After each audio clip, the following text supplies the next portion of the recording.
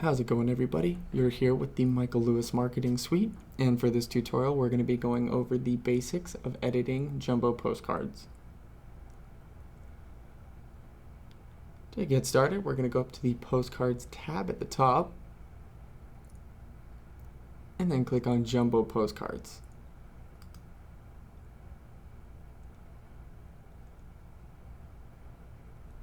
Within the Jumbo Postcards tab, you'll notice there's 19 different sub-tabs. You have Red Series, Slate, White, and Posh. Now these are most commonly used for just listed, just sold, and open houses and things of that nature.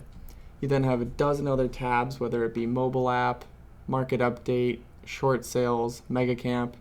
The other two I want to mention is design your own. So you can start with just a blank canvas and add in your own image boxes and text boxes if you need to. Have your own layout, and then upload your own design. So if you've already created something on your own outside of the suite, you can still upload it into our suite to take advantage of printing prices. So we're going to go with the Red Series. If any image looks good, you kind of want to see it a little closer. We do have a larger preview for anyone who's working on a smaller computer. Once you find the one that you want to go with, you can go ahead and select it by clicking on the image itself. Here you can decide if you want it to be a mail-out or a handout. Mail-outs have to be two-sided, handouts can be one. We're going to go ahead and click here to select a back template.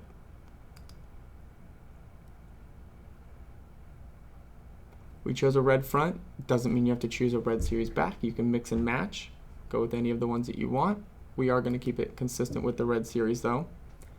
As you can see here, back templates are much smaller as far as the preview. So take advantage of that larger preview button that I showed you, and you can get a closer look at the layout of the text, photos, and contact information. So we'll go ahead and select that one as well by clicking on the image again. And now we're ready to go ahead and edit the selected template.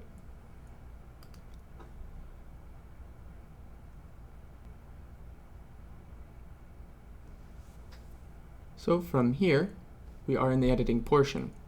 Now, like I said earlier, this is the basics of editing Jumbo Postcards. So we will not be going over every feature and every function, just the ones keeping the template as is. So to start off, I do want to show hide safe zone and hide cut line. Now those are the lines right here. So the inside one is the safe zone, and the outside yellow or orange is the cut line.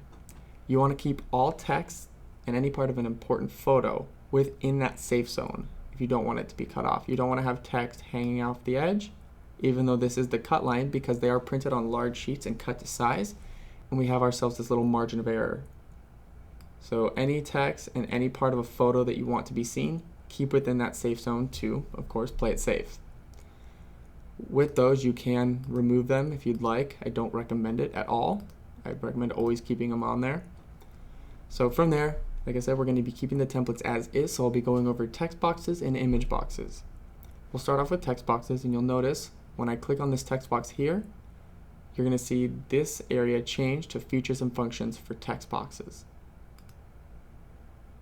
Now, from here, it's fairly simple. If you want to edit the text, either double click the text box and it'll bring up the text editor, or you can click on the text box once and hit the space bar. Now, you'll notice which text box is highlighted by the border and the 4 dots on each corner. So for just sold, we can go ahead and hit the space bar, change it to a just listed. Make sure anytime you change anything in the text editor and you want it to be changed, you commit changes. Now it's a just listed postcard.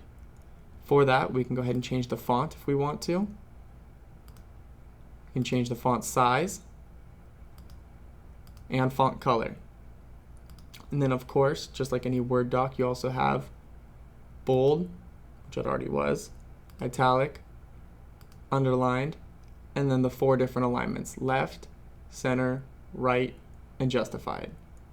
Now these don't apply to the entire piece itself, just the text box.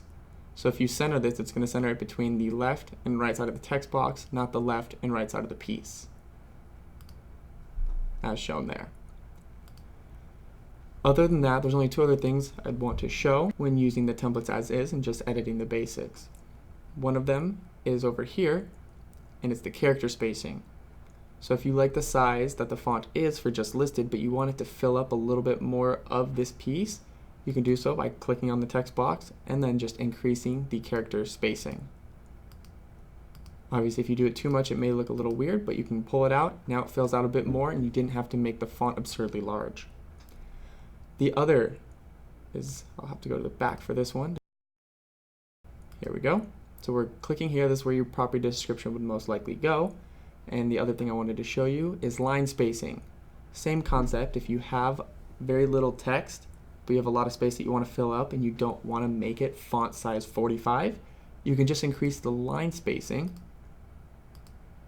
and completely fill up that space rather than increasing the font size. So other than that, that's really all you need to know for text. So again, here we can go ahead and click in here for the property description. You can go ahead and delete all of this and then just copy and paste in your property description, and then again hit commit changes, so you don't have to type it all out again.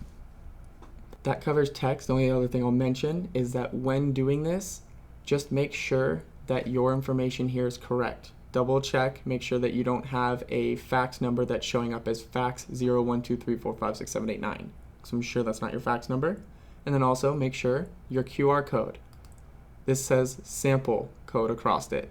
If you don't have a QR code, make sure to delete that so you don't accidentally leave it on there.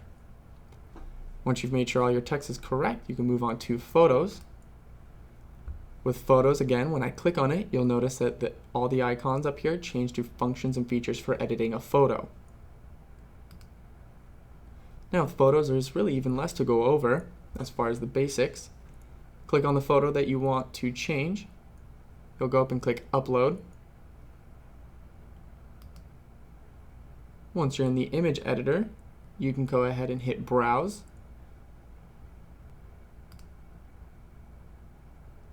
We'll grab the backyard photo and click choose. Your photo will populate in here. Now, one thing most people don't know is that you always want to crop your photos. The reason being is if I go ahead and just click insert image, it puts it in, everything looks fine. But what you're not noticing is that this image box is a narrow rectangular one.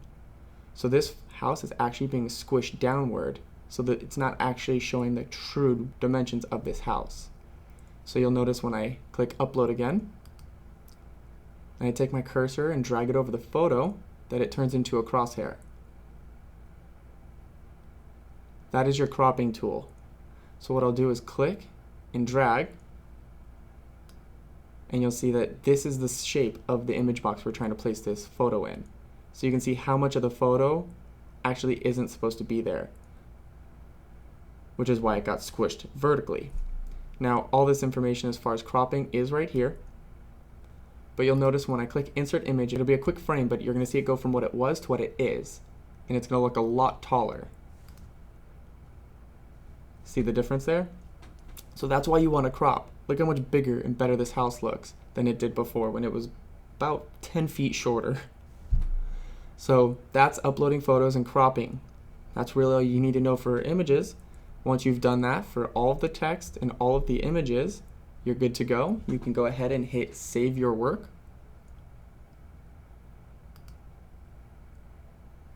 You'll notice that it's saved as temp and then the date and time that it was created. So you can delete this. I recommend saving it as the listing address if you happen to be doing it for a listing.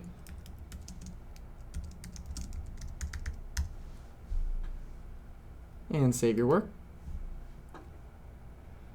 Once you're done saving, if you're ready to go and you want to go ahead and order your printing and shipping immediately, you can do so by clicking the View Proof and Continue button.